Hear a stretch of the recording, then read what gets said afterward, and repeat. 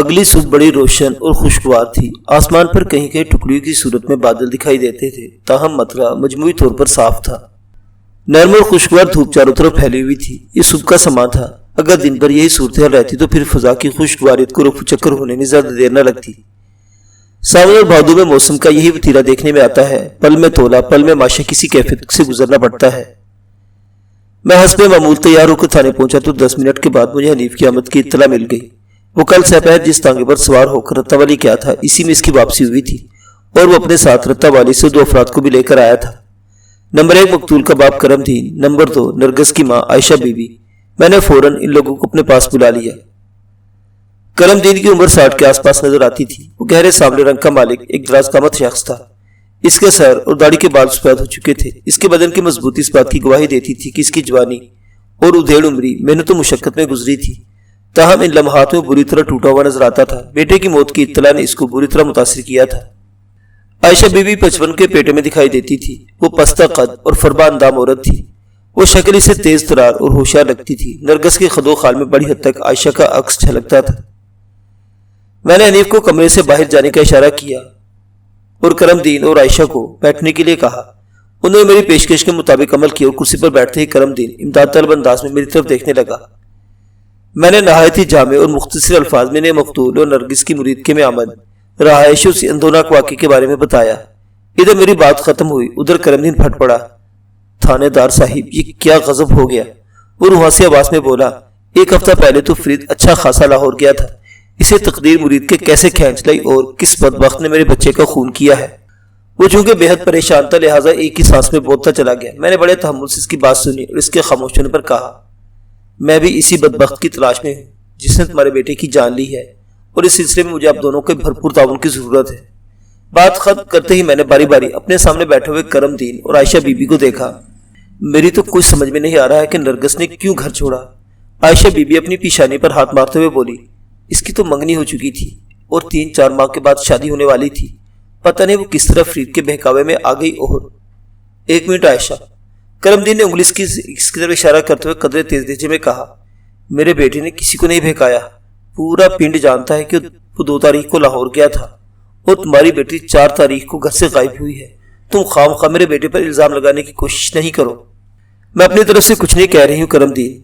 عائشہ نے گھور کر کرم دین کی طرف دیکھا۔ تم نے سنا نہیں تھانے دار نے تھوڑی دیر پہلے ان دونوں کے بارے میں کیا بتایا ہے؟ وہ میاں بیوی بن کر یہاں رہ رہے تھے۔ ان کے ساتھ ایک ساتھ پائے جانے کا مطلب یہ ہے کہ وہ باقاعدہ کسی منصوبہ بندی کے تحت آگے پیچھے گاؤں سے نکلے تھے۔ ہائے اللہ، میں کیا کروں؟ وہ باقاعدہ سینہ کو بھی کرنے لگی۔ پتہ نہیں اس مردود نے میری بچی کے ساتھ نکاح بھی کیا تھا یا… خبردار جو میرے مرحوم بیٹے کو مردود کہا۔ کرم دین غصے سے دھاڑا۔ ان دونوں نے نکاح کیا تھا یا نہیں؟ اس سے بھی زیادہ اہم معاملہ یہ ہے کہ میرے بیٹے کو بڑی بے دردی سے قتل کر دیا گیا ہے اور تمہاری بیٹی جائے وقوع سے غائب ہے۔ مجھے تو نرگس پر ہی شک ہے۔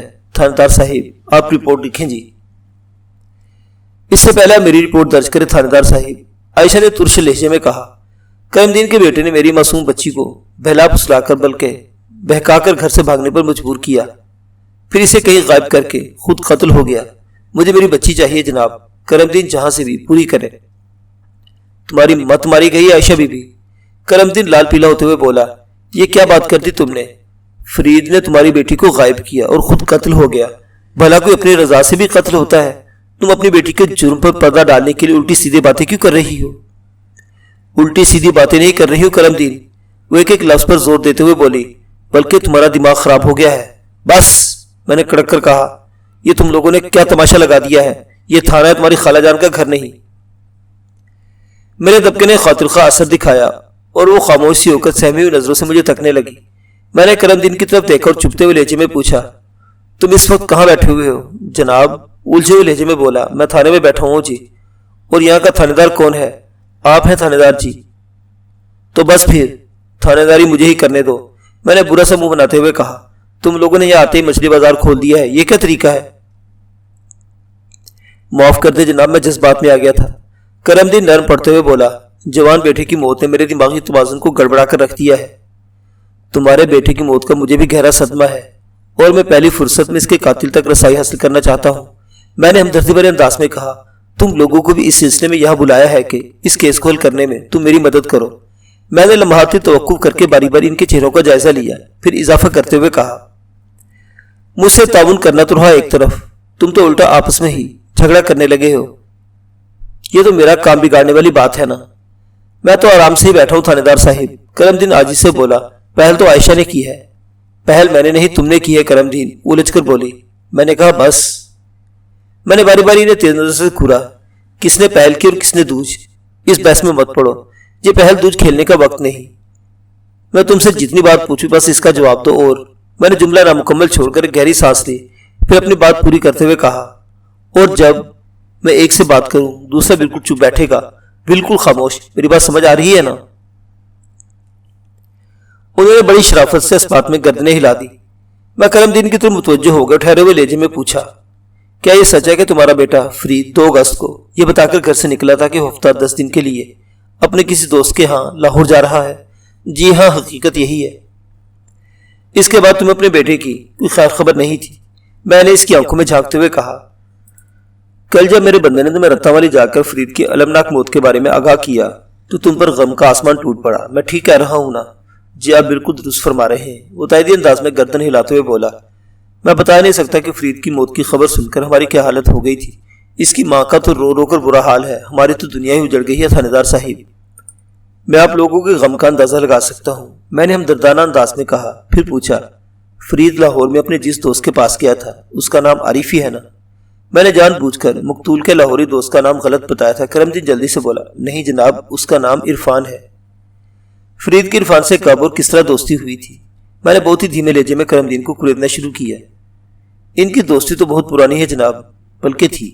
وہ افسردہ لہجے میں بولا، عرفان بھی رتہ والی کا ہی رہنے والا ہے۔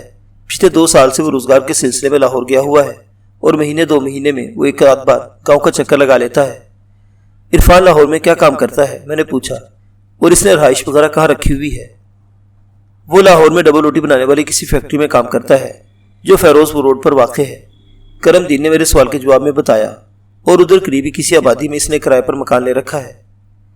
کرم دین نے بعد میں مجھے بند اور ڈبل روٹی بنانے والی اس فیکٹری کا نام بھی بتایا تھا، لیکن باوجود میں نے وہ نام یہاں ظاہر نہیں کیا۔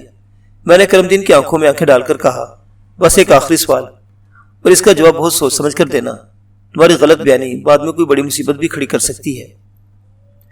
وہ چکنا نظر سے مجھے دیکھتے ہوئے بولا، جی پوچھیں، میں نے اب تک آپ سے کوئی جھوٹ بولا ہے اور نہ ہی آئندہ ایسی کوئی حرکت کروں گا۔ میں نے ایک ایک لفظ پر زور دیتے ہوئے پوچھا، کیا تمہارے بیٹے فرید اور عائشہ بی بی کی بیٹی نرگس میں کوئی عشق و محبت کی کہانی چل رہی تھی؟ سوال ہی پیدا نہیں ہوتا تھانے دار صاحب، عائشہ چمک کر بولی۔ میں نے تم سے پوچھا ہے؟ میں نے اسے گھور کر دیکھا۔ جناب، چند ماہ کے بعد نرگس کی شادی ہونے والی تھی، وہ اکھڑے ہوئے لہجے میں بولی۔ وہ اس قسم کے کاموں میں کیسے ملوث ہو سکتی ہے؟ اور جہاں تک میں نے کہا تھا نا، جب تک میں خود نہ پوچھوں تم اپنی طرف سے کچھ نہیں بولو گی، میں نے غراہٹ امیز انداز میں کہا۔ ٹھیک ہے جی، وہ برا سا منہ بناتے ہوئے بولی، اب میں کچھ نہیں بولوں گی۔ میں نے کرم دین کی طرف توجہ دیتے ہوئے کہا، ہاں بھائی، تو میرے سوال کا جواب نہیں دیا۔ وہ تھوک نگلتے ہوئے بولا، جی میرا خیال ہے فرید نرگس کو پسند کرتا تھا۔ کیا اس نے اپنی پسندیدگی کے بارے میں خود تمہیں بتایا تھا؟ مجھے تو نہیں بتایا تھا، لیکن اس سلسلے میں اس نے اپنی ماں سے ذکر کیا تھا۔ کرم دین نے جواب دیا، مجھے اپنی بیوی نصیب بیگم کی زبانی پتہ چلا تھا۔ کیا نرگس بھی اسے پسند کرتی تھی؟ میں نے سوال کیا۔ اس بارے میں کچھ نہیں جانتا جناب۔ تم اپنے بیٹے کے کسی دشمن کو تو جانتے ہوگے؟ دشمن نہیں جناب، اس کا کوئی دشمن نہیں تھا۔ وہ جلدی سے بولا، وہ تو سب کو دوست بنا کر رکھتا تھا، بہت ہی ملنسار اور محبت کرنے والا تھا۔ کرم دین، میں نے اسے ٹھہرے ہوئے لہجے میں مخاطب کیا، انسان کے جہاں 10 دوست ہوتے ہیں، انہیں خیر خواہوں میں ایک آدھ دشمن بھی چھپا ہوتا ہے۔ تم یہ کیسے کہہ سکتے ہو کہ مقتول کا کوئی دشمن نہیں تھا؟ جناب، میں جو جانتا تو وہ آپ کو بتا دیا ہے۔ وہ بے بسی سے بولا، تمہارے خیال میں فرید کو کسی دوست نے موت کے گھاٹ اتارا ہوگا؟ میں نے کہا، یہ کام کوئی دوست نہیں بلکہ دشمن ہی کر سکتا ہے۔ لیکن جناب، وہ متذبذب انداز میں بولا، آپ نے تو بتایا کہ وہ نرگس اور یہاں میاں بیوی کے حیثیت سے رہ رہے تھے اور نرگس اب غائب ہے، تو کیا اس کا مطلب یہ ہے کہ… وہ جملے کو ادھورا چھوڑ کر سوال نظر سے عائشہ بی بی کی طرف دیکھنے لگا۔ دیکھ لیں تھانے دار صاحب، عائشہ خاموش نہ رہ سکی اور شکایت بھرے لہجے میں مجھ سے کہا، یہ کرم دین تو ہاتھ دھو کے میری بچی کے پیچھے پڑ گیا ہے، یہ نرگس کو فرید کا قاتل سمجھ رہا ہے۔ کرم دین نے ایسی کوئی بات نہیں کی، بلکہ مجھے یہ شک ہے کہ فرید کی موت میں کسی نہ کسی زاویے سے نرگس ضرور ملوث ہے۔ یا کم از کم وہ قتل کی اس واردات کے بارے میں بہت کچھ جانتی ہے۔ میں نے لمحاتی توقف کر کے گہری سانس لی، پھر اپنی بات مکمل کرتے ہوئے کہا، مجھے اس بات کا یقین ہو گیا کہ تم دونوں کا ایک جگہ موجود رہنا ٹھیک نہیں، اس لیے کرم دین، میں نے کرم دین کی طرف دیکھتے ہوئے کہا، تم باہر برآمدے میں جا کر بیٹھو، اگر تمہاری ضرورت محسوس ہوئی تو میں تمہیں اندر بلا لوں گا۔ اس نے فوراً میرے حکم کی تعمیل کی اور کمرے سے باہر چلا گیا۔ میں عائشہ بی بی کی طرف متوجہ ہو گیا اور گہری سنجیدگی سے کہا، دیکھو عائشہ، اس حقیقت کو تو دنیا کی کوئی طاقت نہیں جھٹلا سکتی۔ پچھلے 3-4 دن تمہاری بیٹی نرگس یہاں مقتول فرید کے ساتھ اس کی بیوی کی حیثیت سے رہ رہی تھی۔ اس کا واضح مطلب یہ ہے کہ فرید اسے زبردستی اغوا کر کے اپنے ساتھ نہیں لایا تھا، بلکہ اس کام میں نرگس کی مرضی پوری طرح شامل رہی ہوگی، اور اس مرضی کا میں بھی چشمدید گواہ ہوں۔ جی کیا؟ میری بات مکمل ہونے سے پہلے ہی بول اٹھی، آپ نے ایسا کیا دیکھا تھا تھانے دار صاحب؟ 2 روز پہلے ایک راجبی نے کھلے عام نازیبا حرکات کے الزام میں گرفتار کر کے تھانے لایا گیا تو میں نے ان کا تفصیلی انٹرویو کیا تھا۔ میں نے بدستور سنجیدہ لہجے میں کہا، جبھی مجھے پتہ چلا کہ وہ دونوں اپنی مرضی اور خواہش سے ایک دوسرے کے ساتھ ہیں۔ وہ میاں بیوی تھے یا نہیں یہ ایک الگ بحث ہے، لہذا یہ خیال تو ذہن سے نکال دو کہ نرگس کو اس کی مرضی کے خلاف اغوا کیا گیا تھا۔ اب ہم فرید کے قتل کی طرف آتے ہیں۔ یہاں تک پہنچنے کے بعد میں نے ایک چھوٹا سا وقفہ کیا، پھر اپنی بات جاری رکھتے ہوئے کہا، وقوع کی رات حسب معمول مقتول اور تمہاری بیٹی نرگس اپنے کمرے میں سونے کے لیے گئے تھے، لیکن اگلی صبح اسی کمرے میں مقتول فرید کی لاش پائی گئی اور تمہاری بیٹی جائے وقوع سے غائب تھی۔ اس لیے لامحالہ نرگس کی طرف دھیان جاتا ہے کہ وہ کسی نہ کسی زاویے سے اس قتل کے راز میں ضرور شریک ہے۔ تمہاری عقل اس بارے میں کیا کہتی ہے عائشہ بی بی؟ میری عقل تو بالکل کام نہیں کر رہی تھانے دار صاحب، اپنی پیشانی کو سہلاتے ہوئے بولی، ایک بار نرگس مل جائے تو اسی سے پوچھوں گی یہ سارا چکر کیا ہے اور کس طرح پیش آیا ہے۔ مجھے بھی صرف اور صرف نرگس کی تلاش ہے، میں نے ٹھہرے ہوئے لہجے میں کہا۔ مقتول فرید تو اس دنیا سے جا چکا، وہ واپس آ کر میرے کسی سوال کا جواب نہیں دے سکتا، لہٰذا میری ساری امیدیں اب تمہاری بیٹی نرگس سے بندھی ہوئی ہے، اس لیے میں پہلی فرصت میں سے تلاش کرنے کی کوشش کر رہا ہوں۔ میں نے سانس درست کرنے کے لیے رکا، پھر گہری سنجیدگی سے پوچھا، عائشہ بی بی تم اس سلسلے میں میری کیا مدد کر سکتی ہو؟ میں خود بھی یہی چاہتی ہوں کہ نرگس جلد سے جلد مل جائے، اور وہاں سے آواز میں بولی، لیکن خدا گواہ ہے کہ میں اس کے بارے میں کچھ نہیں جانتی۔ اس بات کا مجھے بھی بخوبی اندازہ ہو گیا تھا کہ عائشہ بی بی اپنی بیٹی کی گمشدگی یا غیاب کے بارے میں کچھ نہیں جانتی تھی، اور اس حوالے سے اس پر کوئی دباؤ بھی نہیں ڈال رہا تھا۔ میں تو کسی ایسی سرے کی تلاش میں تھا جسے تھام کر میں قاتل تک رسائی حاصل کر سکوں، اور یہ سرا نرگس تک پہنچنے کے بعد ہی میرے ہاتھ آ سکتا تھا۔ میں دوبارہ عائشہ بی بی کی طرف متوجہ ہوا اور ٹھہرے ہوئے لہجے میں پوچھا، نرگس کا باپ تھانے کیوں نہیں آیا؟ اس نے تمہیں کیوں بھیج دیا ہے؟ جب سے نرگس گم ہوئی ہے یعقوب گہرے صدمے میں ہے، وہ ایک افسردہ سی سانس خارج کرتے ہوئے بولی، ہر وقت یہی دہراتا رہتا ہے کہ نرگس نے گھر سے باہر قدم نکال کر اس کی ناک کٹوا دی ہے۔ اس نے اپنے دوست کو جو زبان دے رکھی ہے، اس کا کیا ہوگا؟ وہ تو کسی کو منہ دکھانے کے قابل نہیں رہا۔ کون دوست؟ تم کہیں اللہ رکھا کی بات تو نہیں کر رہی ہو؟ میں نے کریدنے والے انداز میں پوچھا۔ جی ہاں، وہ اس بات میں گردن ہلاتے ہوئے بولی، نرگس کی منگنی اللہ رکھا کے بیٹے جاوید سے طے ہوئی تھی، اور یہ معاملہ یعقوب کے زور دینے پر ہی ہوا تھا، ورنہ میں تو اس رشتے کے لیے بالکل تیار نہیں تھی، مگر یعقوب نے میری نہ سنی اور نہ ہی نرگس کے مستقبل کا کوئی خیال کیا، یعنی نبھانے کے لیے جاوید سے نرگس کا رشتہ طے کر دیا۔ تم اس رشتے کی مخالفت میں کیوں تھی؟ بس جی مجھے جاوید بالکل اچھا نہیں لگتا، وہ برا سا منہ بناتے ہوئے بولی، عجیب سست اور بونگا سا لڑکا ہے۔ تو کیا تم کسی خاص بندے کے ساتھ نرگس کی شادی کرنا چاہتی تھی؟ نہیں جی، میرے ذہن میں کوئی خاص بندہ نہیں تھا، وہ عام سے لہجے میں بولی، کسی بھی معقول آدمی سے اس کی شادی ہو جاتی، مگر جاوید سے نہیں۔ پتہ نہیں کیا بات ہے، جاوید کو دیکھتے ہی مجھے عجیب سا محسوس ہونے لگتا ہے۔ میں نے سنا ہے جاوید کی ماں شہناز بھی اس رشتے کے لیے تیار نہیں تھی۔ میں نے حنیف کی فراہم کردہ معلومات کی روشنی میں عائشہ کو ٹٹولا۔ اللہ رکھا نے زور زبردستی کر کے یہ ناطہ جوڑا تھا۔ شہناز کے انکار کی وجہ نرگس کو ناپسند کرنا نہیں تھا، وہ ٹھوس لہجے میں بولی، بلکہ اس کی نگاہ کسی اور پر لگی ہوئی تھی۔ میں نے بالکل انجان بنتے ہوئے کہا، اور کس پر؟ اپنی بہن آسیہ کی بیٹی عطیہ پر۔ وہ ناگواری سے بولی، وہ جاوید کی شادی عطیہ سے کرنا چاہتی تھی، لیکن اللہ رکھا اپنی سالی آسیہ کو سخت ناپسند کرتا تھا، اس لیے عطیہ کو کسی بھی صورت اپنی بہو بنانے پر تیار نہیں تھا، لہٰذا اس نے نرگس کا رشتہ مانگ لیا۔ اگرچہ میں جاوید کو پسند نہیں کرتی، لیکن یعقوب نے میری ایک نہ سنی اور یہ رشتہ پکا کر دیا، اور اب چند ماہ بعد تو ان کی شادی بھی ہونے والی تھی۔ نرگس کے گھر سے غائب ہو جانے پر جاوید یا اس کے گھر والوں کا کیا تاثر تھا؟ میں نے سوال جواب کے سلسلے کو سمیٹتے ہوئے پوچھا۔ آپ کو یہ سن کر حیرت ہوگی کہ نرگس کے گھر سے چلے جانے کے بعد شہناز نے سکھ کی سانس لی تھی۔ وہ برہمی سے بولی، اس نے خدا کا شکر ادا کیا تھا کہ بلا ٹل گئی، اب وہ اپنی مرضی سے جاوید کی شادی عطیہ سے کر سکے گی۔ یہ رشتہ داری چونکہ اللہ رکھا اور یعقوب کی دوستی کے نتیجے میں ہو رہی تھی، لہذا نرگس کی گمشدگی کا سب سے زیادہ دکھ بھی انہی دونوں کو ہوا۔ اوپر سے شہناز نے تانے دے کر اللہ رکھا کی زندگی اور بھی عذاب میں بنا دی ہے۔ اور اس سلسلے میں جاوید کا کیا رویہ ہے؟ میں نے پوچھا۔ وہ بے پرواہ بنا پھرتا ہے، عائشہ نے ہونٹ بھیجتے ہوئے جواب دیا۔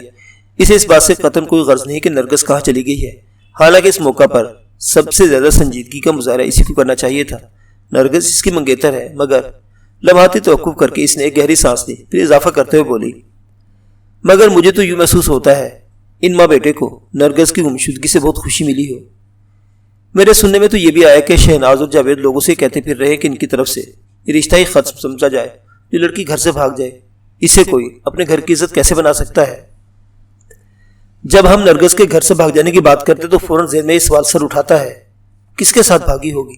میں نے عائشہ کے چہرے پر نگاہ جما کر گہری سنجیدگی سے کہا، حالات واقع چیخ کر اس بات کی گواہی دے رہے ہیں کہ وہ مقتول فرید کے ساتھ تھی، جس کا واضح مطلب یہی ہے کہ ان دونوں میں پہلے ہی کوئی معاملہ چل رہا تھا، لیکن تم کہتے ہو کہ ایسی کوئی بات نہیں تھی۔ یہ نقطہ میری سمجھ میں بالکل نہیں آیا۔ جناب میں تو یہی جانتی ہوں کہ نرگس کا فرید کے ساتھ کوئی معاملہ نہیں تھا۔ وہ بے پرواہی سے کندھے جھکاتے ہوئے بولی، باقی دلوں کے حال تو اللہ ہی جانتا ہے۔ ابھی تھوڑی دیر پہلے تمہارے سامنے کرم دین نے کہا ہے کہ اس کا بیٹا یعنی مقتول فرید تمہاری بیٹی نرگس کو پسند کرتا تھا، اور اس پسندیدگی کا اظہار اس نے اپنی ماں نصیب بیگم سے بھی کیا تھا۔ میں نے تیکھے انداز میں کہا، اور تم بالکل انجان بن رہی ہو، آپ جو بھی سمجھ لیں۔ وہ اکتاہٹ بھرے انداز میں بولی، جو سچ تھا وہ میں نے آپ کو بتا دیا۔ میں نے مزید 2-4 سوالات کرنے کے بعد عائشہ بیوی کو فارغ کر دیا اور اسے باہر بھیج کر کرم دین کو اندر بلا لیا۔ وہ میرے سامنے آ کر بیٹھا اور امداد طلب نظر سے مجھے دیکھنے لگا۔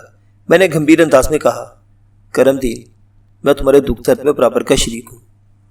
میں تمہارے بیٹے کو تو زندگی میں واپس نہیں لا سکتا، البتہ یہ میرا تم سے وعدہ ہے کہ بہت جلد اس کے قاتل کو گرفتار کر کے جیل کی سلاخوں کے پیچھے پہنچا دوں گا۔ کیا آپ کو کچھ پتہ چلا ہے کہ فرید کو کس بدبخت نے موت کے گھاٹ اتارا ہے؟ اس نے زخمی لہجے میں مجھ سے پوچھا۔ سچی بات تو یہ ہے کہ میں ابھی تک کسی حتمی نتیجے پر نہیں پہنچ سکا ہوں، میں نے صاف گوئی کا مظاہرہ کرتے ہوئے کہا، لیکن مجھے یقین ہے کہ جلد یا بدیر میں قاتل کی گردن ناپنے میں کامیاب ہو جاؤں گا۔ بس میں نے توقف کیا، پھر سوچ میں ڈوبے ہوئے لہجے میں کہا، بس ایک بار مجھے نرگس کا سراغ مل جائے تو پھر بات کا کام بہت آسان ہو جائے گا۔ میں بھی دعا کروں گا کہ اب جلد از جلد نرگس کو ڈھونڈنے میں کامیاب ہو جائے۔ وہ قدرے مضبوط لہجے میں بولا، آمین۔ میں نے تہہ دل سے کہا، پھر اسے ہدایت کی، کرم دین، اگر اس دوران تمہیں کوئی خاص بات پتہ چلے تو مجھے ضرور بتانا۔ قاتل کی تلاش کے سلسلے مجھے تمہارے تعاون کی اشد ضرورت ہے۔ جی میں آپ کے حکم کی تعمیل کروں گا، وہ بڑی فرما برداری سے بولا۔ پھر منت ریز انداز میں پوچھا، فرید کی لاش کب تک ہسپتال سے آ جائے گی؟ مجھے امید ہے کل دوپہر تک لاش تھانے پہنچ جائے گی، میں نے کہا۔ اس نے استفسار کیا، میں لاش وصول کرنے کے لیے کب آپ کے پاس آؤں؟ مجھے اس کے کفن دفن کا بندوبست بھی تو کرنا ہے۔ آخری جملہ ادا کرتے ہوئے اس کی آواز بھر آ گئی تھی۔ میں نے ہمدردانہ لہجے میں کہا، کرم دین، بیٹے کی لاش وصول کرنے کے لیے تمہیں تھانے آنے کی ضرورت نہیں، میں اپنی نگرانی میں عملے کے 2 افراد کو لاش کے ساتھ رتنا والی بھیجنے کا انتظام کر دوں گا۔ تم تدفین کا پروگرام عصر اور مغرب کے درمیان رکھو تو سارے مرحلے خوش اسلوبی سے نمٹ جائیں گے۔ میں نے ASI کو اپنے پاس بلایا اور اس کیس کے حوالے سے مختلف ہدایات دینے کے بعد کہا، عائشہ بی بی اور کرم دین کو واپس رتنا والے بھجوانے کا انتظام کر دو، انہیں کسی قسم کی تکلیف نہیں ہونے چاہیے۔ اوکے سر، ASI نے فرض شناس لہجے میں کہا۔ میں مطمئن ہو گیا۔ کہانی ابھی جاری ہے۔